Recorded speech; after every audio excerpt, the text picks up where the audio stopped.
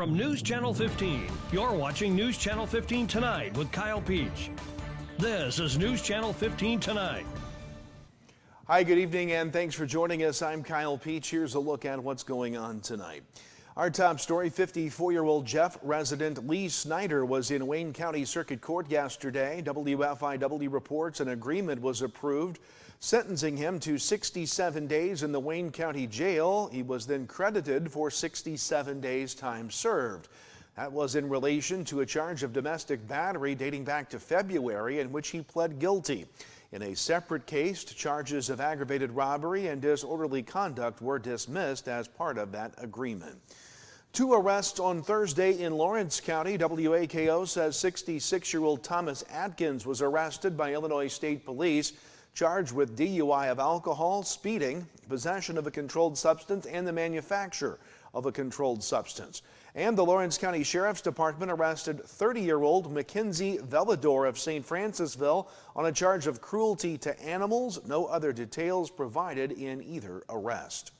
The Wayne County Board met last night. WFIW says Wayne County Republicans recommended to appoint Cody Earhart to the vacant seat in District 4. That was approved by the county board.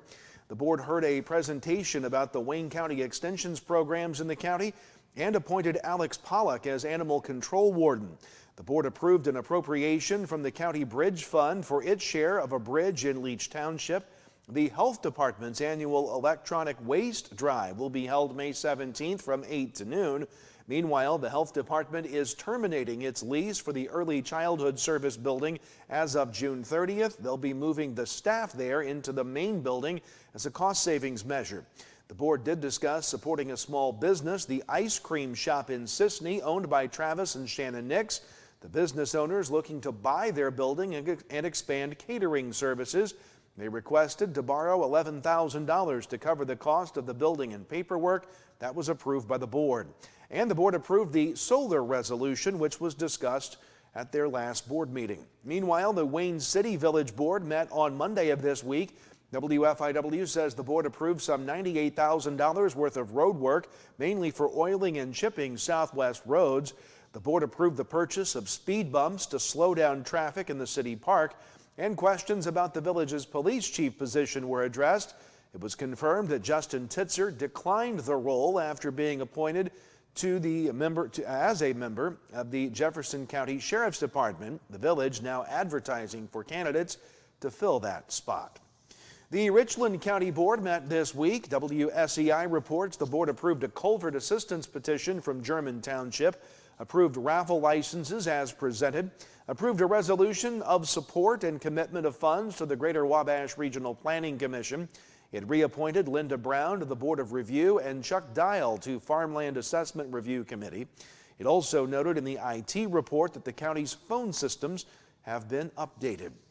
The Lawrenceville City Council has taken another step toward the construction of a new wastewater treatment plant.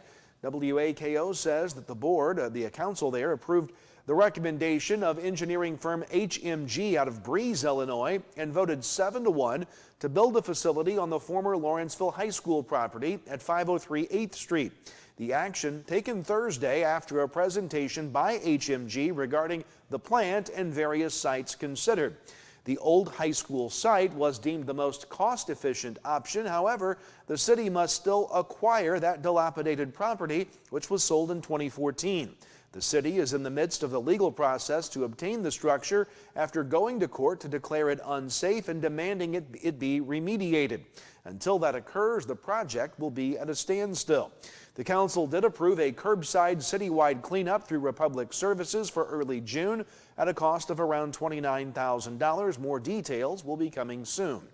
Following those matters, the oath of office was administered to incumbent Mayor David Courtney, incumbent City Clerk Rodney Nolan, and incumbent City Council members Jim Dunn, Don Brewer, and Teresa Green. Also sworn in newcomer Kelly Lewis, replacing longtime Ward 1 Alderman Wendell Stevens, and new City Treasurer John White. The Newton City Council met this week. WSEI says they approved 5 demolition reimbursement applications, authorized the zoning board to proceed with municipal code changes, including allowing duplexes in SR1 zoning districts and updates to regulations for storage buildings. The oath of office administered to Mayor Joshua Kuhl, City Clerk Maggie E. McDonald, City Council Ward 1 Rep. Gail Glumack, Ward 2 Rep. Eric Blake, Ward 3 Rep. R.J. Lindeman, and the council also approved a $1.25 per hour raise for all city department heads and authorized the city attorney to draft an ordinance prohibiting the storage of junk, trash, or debris in or on vehicles or trailers parked on private property within city limits for longer than 7 days. The Red Hill Unit 10 School Board met this week to reorganize after the April election. WAKO says 4 members were seated, including 2 incumbents, Billy Gray and Matt Brashear, along with 2 new members, Russell Adams and Brian Moore. They replaced John Phipps and Bob Christie. Phipps lost in his re-election bid, while Christie did not seek re-election. Gray was selected as board president, Landon Leasty as vice president, and Brashear as secretary. The Red Hill Board will continue to meet the 3rd Thursday of each month at 6 p.m. More to come. A look at a pretty good-looking weekend weather forecast is next, and then sports. Stay with us. Life doesn't slow down for busy families. From early practices to late-night games, every moment matters. That's why First National Bank offers online tools to fit into your schedule no matter how hectic it gets. From mobile banking to quick check deposits, First National Bank makes it easy to keep up with life and stay on top of your finances. No matter the schedule, First National Bank keeps you in the game. Equal housing lender, member FDIC. At Wabash General Hospital Senior Enrichment Center, we believe that sometimes a helping hand is all it takes for seniors to get their lives back on track. Our dedicated team of healthcare professionals are here to offer guidance and support, helping navigate the unique health and lifestyle concerns faced by seniors. Whether dealing with feelings of anxiety, loneliness, or unresolved grief, struggling with changes in mood or concentration, or coping with health-related challenges, we're here for you. Call Wabash General Hospital Senior Enrichment Center at 618-263-9116. Illinois lawmakers are back in Springfield to finalize a new budget for the coming fiscal year as the General Assembly winds down its spring session. Join Illinois lawmakers and the Capital News Illinois team of veteran State House reporters with weekly on-the-scene coverage through adjournment at the end of May. Illinois lawmakers, now a public service of Capital News Illinois.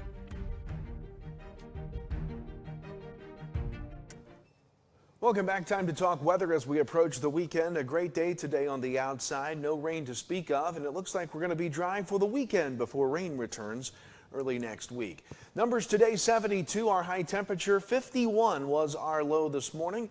Very comparable to normal for this time of year. Another great day across the region. We put the maps in motion for you. Here's the view tonight. Just a few passing clouds.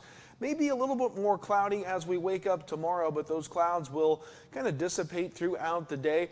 Approaching system here from the south is going to stay out of our region for your Saturday and Sunday. It will be Sunday night late into Monday before we kick up chances for showers and maybe even a few thunderstorms across the area, but a pretty good looking weekend out there. For tonight, clear skies, lows down to the mid-40s across the region. A pleasant evening tonight for all of the college graduations across the area. And then for your Saturday, sunshine, low 70s for highs. The Mount Carmel High School graduation will be indoors, but nonetheless a good weather day for that. Won't be hot and humid inside the gym. So a good day on Saturday night, not as cold, partly cloudy to mostly clear skies, low 50s for the lows. And then on Sunday, a mix of sun and clouds, partly cloudy to mostly sunny, whichever way you want to go with that, and a little warmer, mid to upper 70s across the region for highs. On Sunday, we'll then bring in that chance for scattered showers and thunderstorms Monday and Tuesday.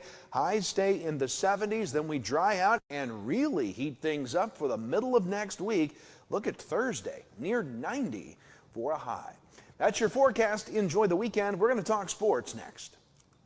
Get employee pricing at Steve Faulkner Automotive. Get a 2024 Bronco up to $7,930 off. And get a new 2024 F-150 up to $9,136 off. See them all at SteveFaulknerAutomotive.com. Get employee pricing now at Steve Faulkner Automotive. Get a 2025 Ram 1500 with payments as low as $456 a month, or a 2024 Dodge Hornet for only $278 a month. Come in and get yours today.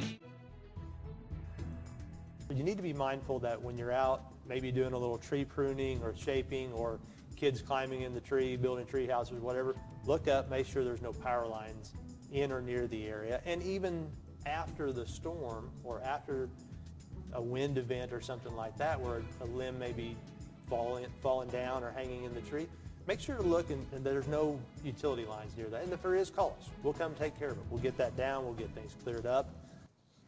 Welcome back. It's time to talk sports. Action at both Region 24 baseball and softball tournaments were postponed yesterday to today. We'll have those results for you on our Facebook page next week. High school baseball action yesterday. One game got in. South Central beat Newton 3-1. And the IHSA regional baseball pairings have been released. Here's a look at the matchups involving our area teams.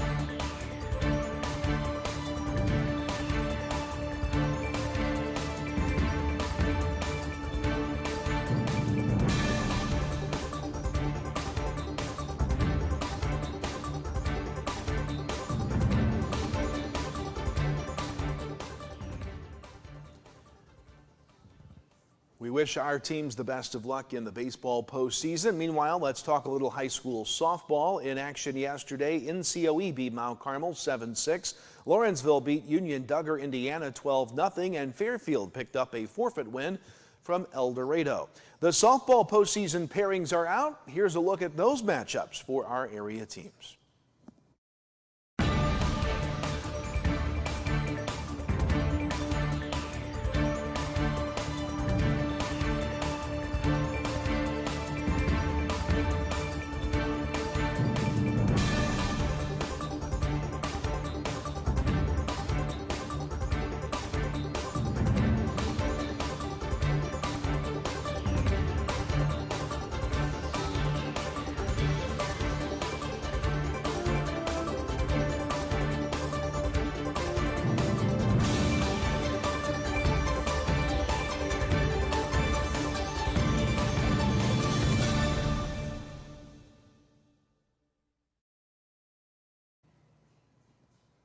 And again, best of luck to all of our area softball teams. Postseason play begins soon.